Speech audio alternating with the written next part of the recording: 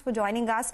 Well, overall, your revenues are up 107%. Of course, that is on a low base. The company has reported a profit this time around versus a loss last year. And your order book stands at 12,035 crore rupees. Can you give us a sense of how much of it is executable in Q2 of FY22? And what is the visibility as far as FY22 is concerned? Good afternoon and thank you for having me on the show. Well, it will be difficult for me to give you, the numbers on a quarter-on-quarter basis, especially when we have had the impact of the second wave in the previous quarter, and this quarter is going to be a monsoon quarter, so our top line will be subdued to some extent. But we are expecting a solid pickup in our top line from Q3 onwards. And for the year, we are hopeful of at least a 15 to 20% growth in our top line during the current financial year. 20% growth from last year, that is 2727 crores, is it?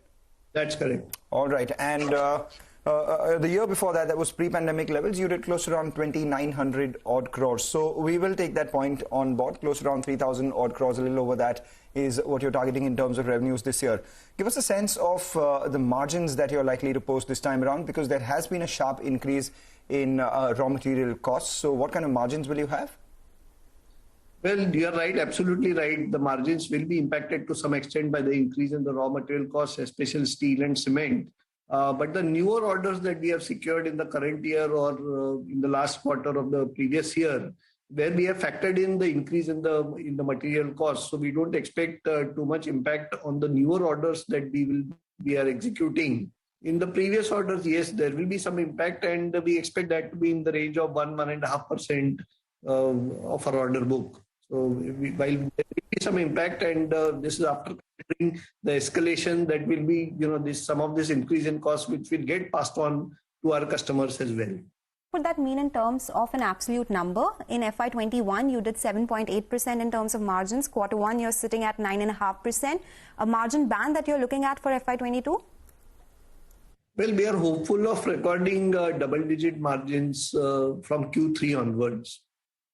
Okay. All right. What has been your order inflow for the first quarter this year? What's your outlook for the entire year? And how much of that will come from the various segments that you operate in? Well, our order inflow during this April to June 21 quarter has been about 1,600 crores. We have got one industrial buildings order. We have got one order from, the Naval Indian Navy as well, a 900 crore order from the Indian Navy. So the order inflow has been pretty good. And with the government focus on infrastructure development, with the announcements that we saw in the budget earlier this year and the National Infra Pipeline. And hopefully, this COVID also will be under control now. So with a lot of, projects coming up for tendering, the outlook seems to be pretty good for the sector going forward. Okay. And let's talk about your balance sheet now, because debt levels have come off. What is the current absolute debt number? Can you give us a target or any outlook as far as the debt number is concerned for FY22?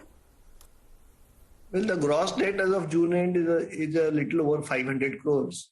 We expect some uptick in the debt levels going forward, but that is largely because of the new orders that we have secured. And, in the initial stages of any order, we need to pump in the money for the initial mobilization of manpower, equipment, materials, etc., until the billing cycle really takes off.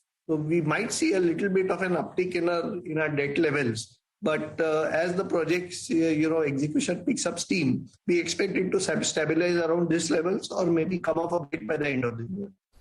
Earlier we figured that there was some issue with the concentration of orders that you had in the order book, most of them coming in from Maharashtra itself. The last time around 15% of your order book was Maharashtra based.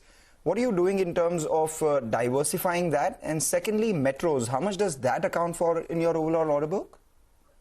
Well, urban infra accounts for about 37% of our order book, and that largely comprises of elevated and underground metros that we are executing in Bangalore, in Mumbai, in Nagpur, and in Calcutta.